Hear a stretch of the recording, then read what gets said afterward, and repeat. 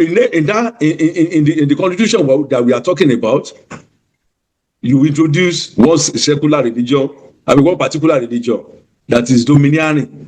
Even though you met some guys in the aborigine in that place, like let's say for example, Hello, what's up, guys? In this video, Nigerians in diaspora are speaking with hot anger, demanding that Sharia law must be removed from Nigeria's constitution right now. And what they said on this panel is shocking. The panel made up of Nigerians from the UK, the panel made up of Nigerians from the United Kingdom, Canada, and the United States says Nigeria cannot claim to be a secular country and still run two different legal systems. One speaker asks a serious question: why should only one religion be written into national law while others are ignored? According to them, this is creating deep division, oppression, and endless conflict. They went further to say religion, which should unite people, is now being used as a weapon of fear and separation. One panelist even mentioned places where Christians and Muslims pray in the same space peacefully and asked why Nigeria cannot do the same. Then the discussion moved to bandits attacks and the use of motorcycles. They revealed how in Lagos, once bikes were banned, crime dropped sharply. Some suggested the same should happen in rural northern areas, but another voice warned that banning bikes completely will also punish innocent farmers who depend on them to survive. Instead, they advised strict registration, tracking, and control of all bikes. Next came the explosive part: open grazing. The panel compared Nigeria with other countries. They revealed that almost all modern nations have banned or strictly regulated open grazing, from Europe to America, from China to Saudi Arabia, and even African countries like Rwanda, Botswana, and South Africa. Ranching is the standard. Their conclusion was simple: allowing roaming cattle in today's Nigeria is outdated and dangerous. Then came a very disturbing allegation. One speaker claimed that many armed fighters were brought into Nigeria before the 2015 elections and were never sent back. He said these groups are now being used to chase people off their lands that are rich in gold and other minerals.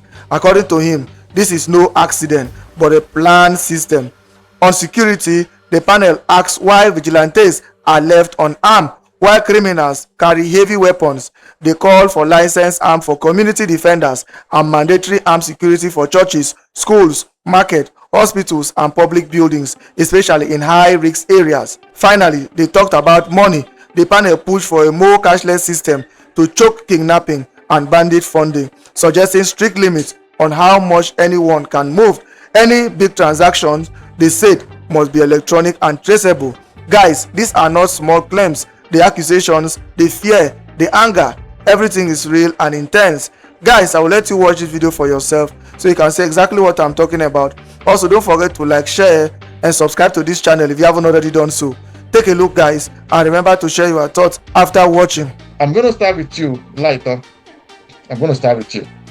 And the first question I'm going to ask you: we learned that President Trump of America has advised Nigeria to scrap Sharia law as a first step to stop Christian killings and terrorism.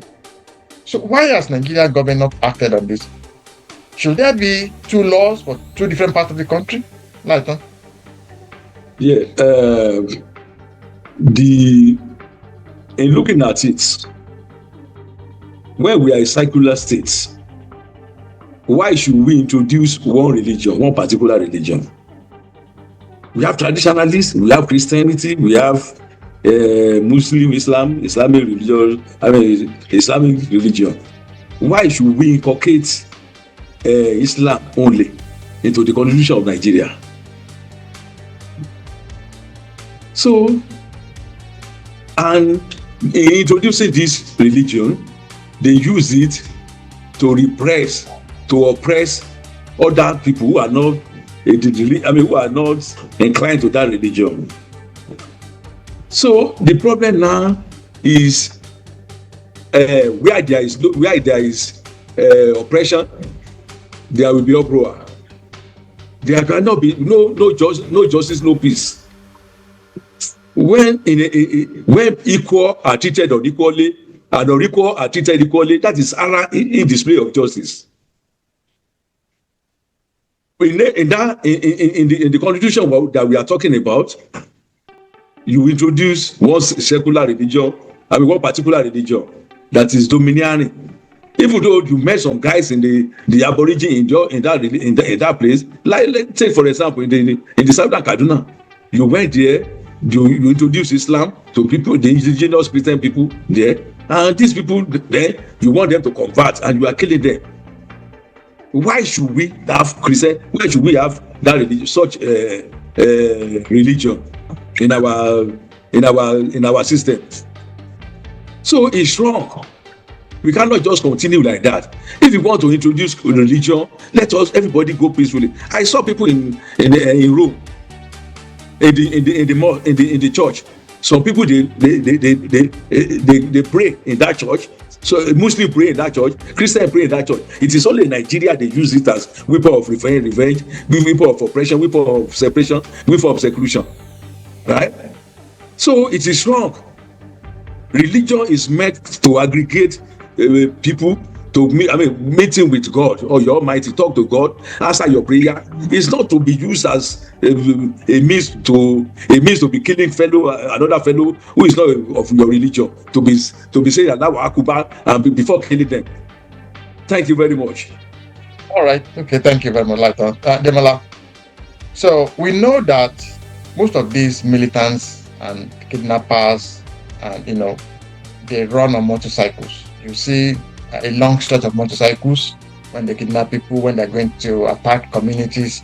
So, and we saw that in Lagos, they were using these motorcycles to commit crimes, pickpocketing and all that, to snatch bags, snatch phones. And Lagos, what they did then was that they banned motorcycles and crushed all the motorcycles. And since then, there have been no more of those crimes. So, are you thinking what I'm thinking, that banning of motorcycles in rural areas or rural communities in the northern part of Nigeria will be will be something that the government should be thinking of? Because once you remove all these bikes in the rural communities, they will be safe. What do you think, Demola? I know that the use of a motorbike for criminal activities, especially by the terrorists, because that is their main vehicles which they use.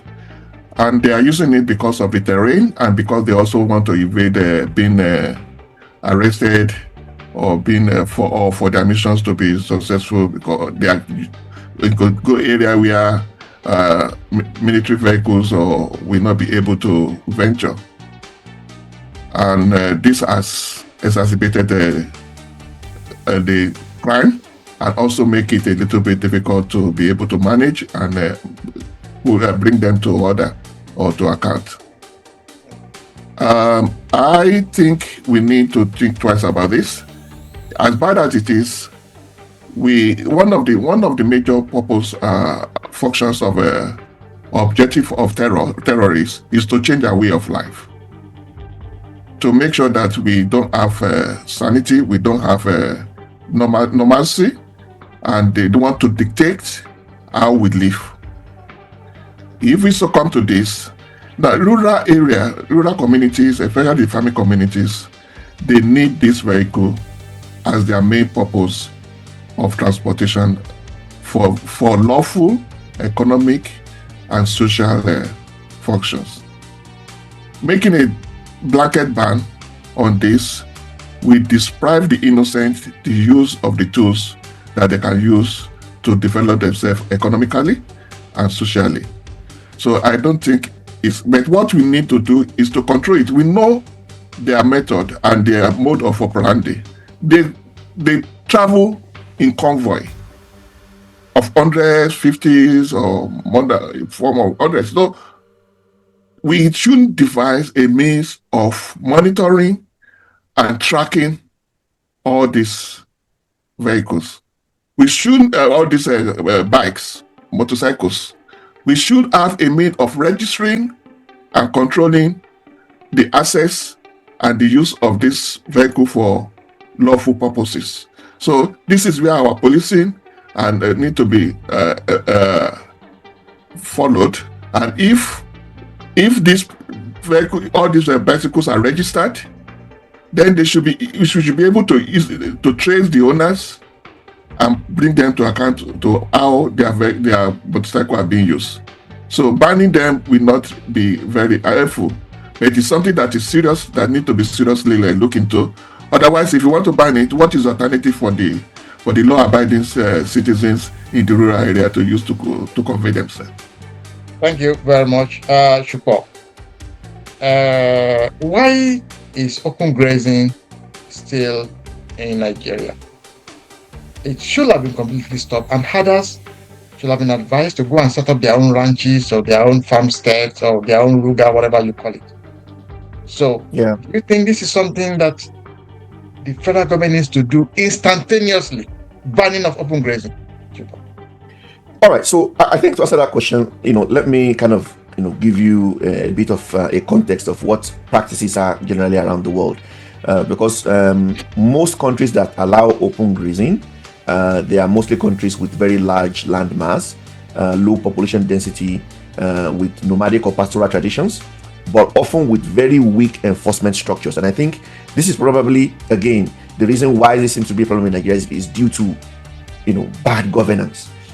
If we look at Africa, in places like South Sudan, Ethiopia, in the Afar and Somali regions, and in some northern counties in Kenya, some form of open grazing is still practiced. These places still allow nomadic pastoralism, and conflicts like we see in Nigeria is actually still quite common, which I think in some way substantiates the fact that open grazing comes with a lot of problems, mostly herder-farmer clashes. In the Sahel and in West Africa, Mali, Niger, Chad, and Burkina Faso do have some, even though in these places, governments and communities are pushing for ranching because of insecurity. In other parts of the world, let's say North and South America, for example, now there are no nomadic grazing, but these are more like large privately owned rangelands. In the US, in places like Wyoming, Montana, Texas, these all have fenced rangelands, so no roaming cattle. Even in Canada, here in Alberta, it's mostly privately controlled grazing leases, no free roaming. And in places in South America like Argentina, in the Pampas region, same thing. Now, where is grazing not allowed? Almost all modern states have abolished or heavily regulated open grazing. In Europe, in the UK, France, Germany, Spain, Italy, all of these places use ranching, feedlots, dairy farms, and managed pastures. Now, listen to this. Even in Asia, in China, in India, and even in Saudi Arabia and Israel, these countries have moved to ranching. So it is zero grazing or mechanized feeding systems is what is being practiced. In the Oceania, Australia and New Zealand, fenced ranches only. There is zero open roaming. Now, if we look at Africa, where is it banned or phased out? Rwanda actually explicitly banned open grazing and have moved into ranching. Uganda is phasing it out. Tanzania has very tight regulations for it. South Africa uses privately fenced farms only. And Botswana, a country that is probably about 2 million people, use fully fenced commercial ranches. So I think it's very, very clear that the reason that we have these issues in Nigeria is due to bad governance. And in this day and age, nobody should be taking their cattle to roam around and eat other people's farms. It is just not, it's not supposed to be allowed. So I think there are ways that licenses can be given for people to own ranches and for cattle to feed in their ranches. And even with that, it should come with some regulations as to how animals are to be tracked. And for public health reasons, transportation of farm animals from one location to another should also be very, very regulated, mostly due to public health concerns. Thank you very much. Thank you. I'm going to come back to you, Light. So the question is, we know about this Miyetti Allah. It's a terrorist organization. Everybody knows that. Should they not have been proscribed right by now? And since you now have a Ministry of Livestock, should all the others not be going there if they have any problem? And why do we still have fulani herders, herdsmen, going about with AK-41? And there are a lot of gun-trotting bandits roaming all the streets, going all inside the bush. Why are they not? Should they not all be disarmed? And the Miyetti Allah, which is their mother organization, proscribed? What do you think? Yeah, my take is everybody, they brought, remember the Meyeti Allah, all these cattle ranching or stuff, cattle rearing people, they were brought, a lot of them were brought, right? Like this guy said, this man whose son was killed in Igbo, he said there are some Fulani who came, they don't hear anything, they kill people anyhow, they do whatever they like. So a lot of Fulanis, they were brought, they were imported, preparatory to 2015 election, right? So that they can cause mayhem. So all these people who they brought, they refuse to go back after the election won by General Buhari. So that has been the problem. And those people who brought them, they have intention, they have motive that they wanted them to serve, and the motive was they want to take over the whole country. So there is no way they can ban them, right? It was exaggerated to the highest point. Why General Buhari was there? They were at a point in time. I remember 2017, right? January. People they were carrying their wretched looking cloth, wretched looking people carrying. They said they should open the Nigerian border. All of them, they were coming to Nigeria. So I now saw them. What is this? Already they have problem in the northern part of the country. Why should they allow these people to be crossing over to Nigeria from Niger Republic, from Chad? Right? Why should they allow these people? Already we have population problem. The people there, they are not well fed, leading to insurgency. Right? They were using them to go and do all stuff. So all these people, they have intention. So they cannot ban them at the moment. And the intention is to making sure that they populate all the south. The 6 geopolitical zone. So they also said that they wanted to inaugurate radio. Basically, the federal government, while Buhari was there, which will be speaking only Fufu Day, if you can remember. So all these things, they have intention. So there is no way they can ban all these people. But my point is, what do they want for bringing all these people down? What is their intention? It is only when we know their intention that we can find possible solution to their problem, right? As a Nigeria, we need to live in harmony. We need to live in peace. You must be able to move from one place to another. You can leave Lagos and be saying, I'm going to Sokoto, I get there the following day. Thank you. Right? Thank you. Without fear of getting kidnapping. Thank you very much. All right, okay. Demola, we know that we have these vigilantes all over Nigeria, like Amotekun, in the southwest, and there's a lot of other, in different parts of the country, but they are not allowed to be harmed, while the kidnappers and the bandits have AK-47. So I am thinking it's time for us to. I know that in Nigeria you can go to the police, and you can obtain a license to have a gun. So I think it's time for us to license all these vigilantes, so that people will not be dying like chicken. Look at in Benue. The people are just running away because they've no form of defense. And also, I'm thinking that every organization in Nigeria, like churches, like schools, markets, hospitals, government buildings, business buildings, must have certain number of armed guards as a first line of defense. Just like if you look at the Eruku church, what infuriated me most was that there was no line of defense. The bandits just entered without any form of resistance. That is very, very, very painful. So I am thinking this is what should be done. First of all, is to make sure that all the vigilantes are fully armed, and to make sure that every organization, like churches, like schools, like markets, like hospitals, if you don't have security guards fully armed, you must not be allowed to open, especially in the northern part of Nigeria. What do you think, Debola? I think the most important thing is, especially for us to solve a problem, you need to know the cause and the root of a problem. Why are the herdsmen carrying gun now? when they were not used to to carry gun before. Why? When I was so young, well, I know we have all this cattle rearing and all these herdsmen.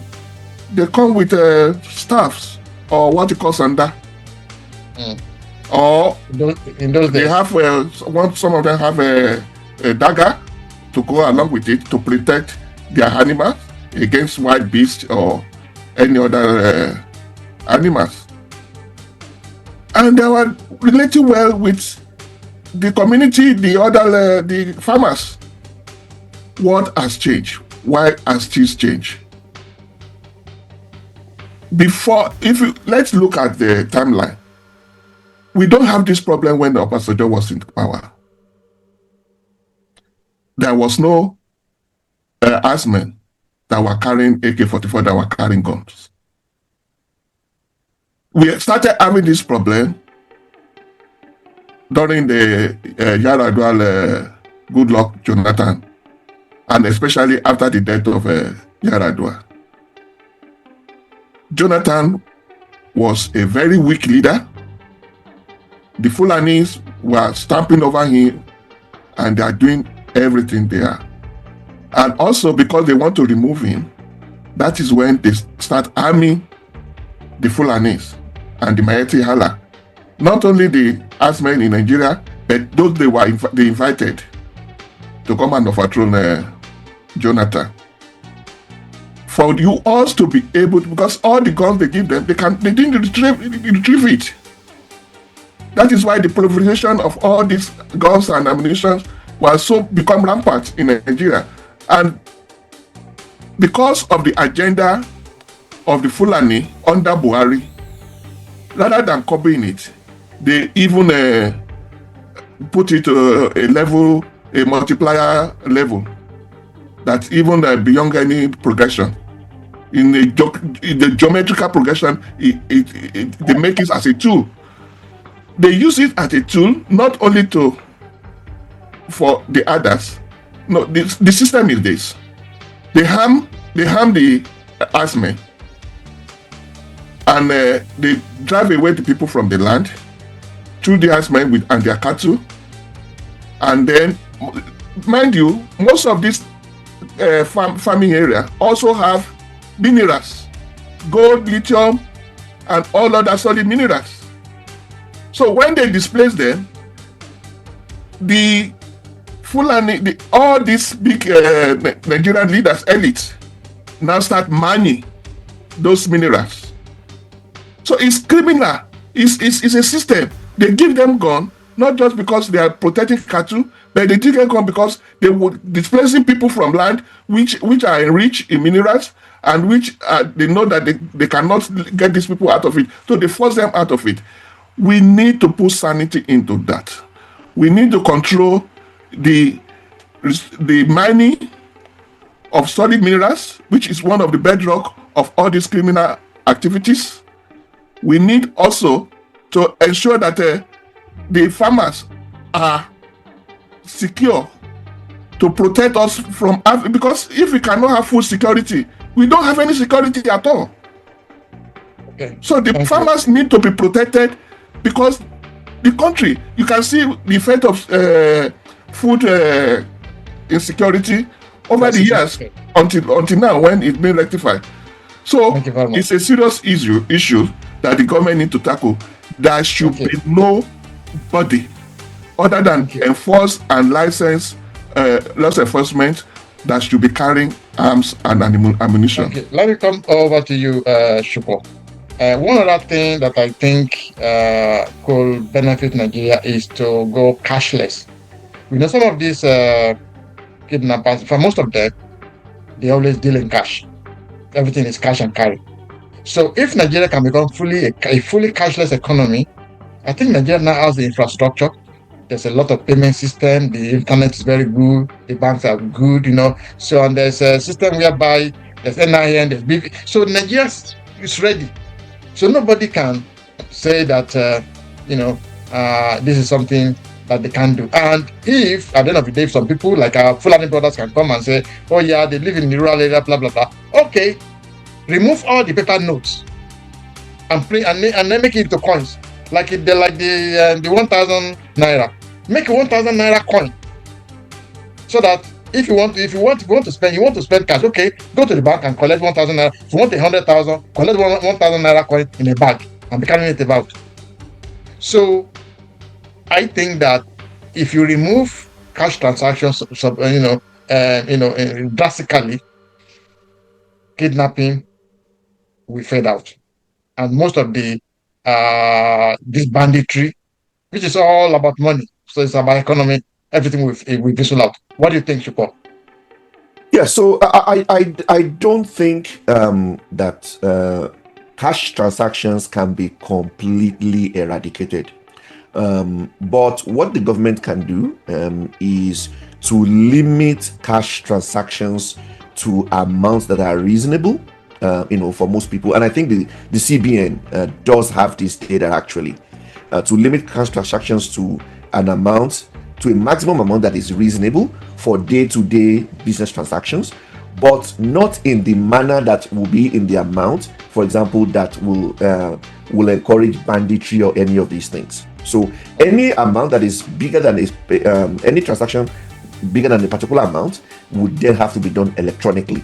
So I don't know, maybe up to probably 500,000 or maybe $1 million. I know for a fact that the CBN has this data because this has actually come up in the past. So they can determine the amount that can be done, but exceeding that amount by cash, but exceeding that amount should be done electronically. And I think enforcing the laws as well.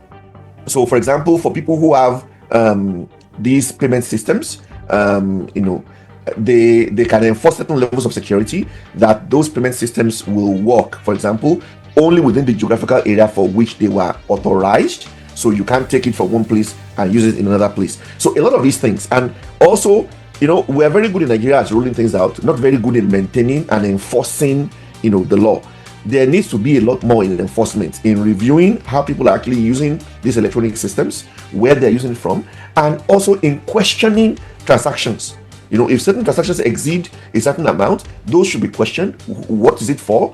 To ensure that these are not proceeds of illegal activity, terrorism, or any of these activities. So we need to relook at this to ensure that we stifle the movement of these types of illegal transactions, and that will ultimately also discourage these types of activity. You think it's a joke? You think it's a joke? Have you? War against Sharia. War against political Sharia. We have been saying this over and over again. You think the world is not listening? You are a joker. War against Sharia. There is no space for Sharia in a liberal society. You can't come and tell us Sharia, blasphemy law, in a civilized society.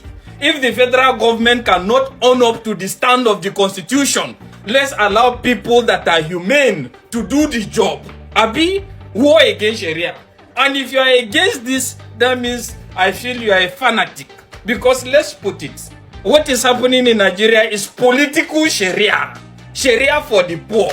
Sharia for the unaliving of the less privileged. Abi, war against Sharia. Allow people to express themselves. US, thumbs up. Fire on. This is just the beginning. You never see anything. You never know what one do you. Abi, what thing they do you never start. War against political Sharia. The good Muslims knows that this thing is just all about promoting a situation where some radical ideologies will engulf and finish everybody, not just the Christians, even the Muslims that have the liberty to choose in regards to what they want to believe. War against them. Thumbs up. Tag Donald Trump. Tag United States of America. This is just the beginning. Fire on. And I believe you are listening. You are listening to us, and we're not going to stop. War against this. Unity for everybody. Progress for every Nigerian, irrespective of your tribe, culture, and affiliations. No hatred, no whatever, but the system must be liberal. You see, anybody who tells you that the concept of Sharia is a dogma that is intended to regulate the activity of Muslims alone in Nigeria is lying to you. It's what we call what's the Islamic word? Takia. Takia is a deception. The purpose of Sharia in Nigeria is primarily a tool for control, whether Muslims or Christian. Control. I was watching my friend Sam K on TikTok. When they want to put up the Sharia laws in Kano, the Bet Niger shop that was closed, was it a Muslim shop? When they seized bottles of alcohol in Kano to break, is it Muslim beer? There is no way Sharia will be operated in Nigeria and it is going to be restricted to Muslims alone. You see, there's something about Muslim in Nigeria that I will let you know. If we are, let's say in Nigeria here, we are like 50 Christians in a community, and you allow one Muslim to come, there's going to be peace. When they become 2, there will be peace. When they become 3, there will still be doctored peace. Just leave them, let them become 10, just 10. They will start telling you that, look, they want to be in charge of that community, even though they are 10. That is what is happening in Nasarawa State. That is what is happening in Adamawa State. That is what is happening in every other state. Even states like Plateau State, where they are about 10%, they still want to control because they realize their population is significant. This is the mischief and the incorrigibility of the type of Muslims, the type of Islam we practice in Nigeria. Sharia is one of the most retrogressive doctrine that has been implemented in Nigeria. Look, when I take on these topics, you think that I am trying to cause division or trying to insult a particular religion. Christianity, even with all its drawbacks, doesn't harm anybody, doesn't prevent other religions from practicing their religion. But those behind Sharia are using it as a tool to assert their superiority and dominance above every other Nigerian citizen. You see, have you ever taken time to know the life of Christians in Muslim-dominated state? It's a life you don't want to imagine. Trust me, as a Christian in Muslim-dominated state, don't even think about becoming a director in the civil service. There's a limit to which you can be promoted to. Don't even think about becoming a vice chancellor in university. Don't even think about getting a head in any place. Because you are considered an infidel, a less than a human being. Sabuar de Kazaba Hana Yankawa. That's what they say here. Your familiarity with the fowl, no matter how familiar you are with the chicken, it will not prevent you from slaughtering it for any festive occasion. That's what they tell Christians here. Sabuar de Kaza by Hana Yankawa. No matter how familiar you are with the chicken, it will not stop you from cutting it. You can see the mentality. You can see the ideology behind such a statement. That's how they see you. For me, Nigeria should be spelled out in categorical letters to be a secular state where Christianity and Islam do not pose to have dominance or above the other religion. Whether you like it or not, there are people in power. They are in your Senate, they are in your House of Reps, they are in your executive, trying to assert the superiority of Islam above any other religion in this country. I feel pity for politicians in the South who think, for some weird reason, that because they are in the same political business together, they are the same and share mutual understanding. Unfortunately, you are just the proverbial Sabuar de Kaza by Hana Yankawa. In their eyes, you are disposable, you are dispensable. Until you realize this, you understand that those people clamoring for Sharia in Nigeria are not clamoring for Sharia because of the interests of Islam. They are clamoring for Sharia because it's a necessary tool that will dissipate into the full control of everybody in Nigeria.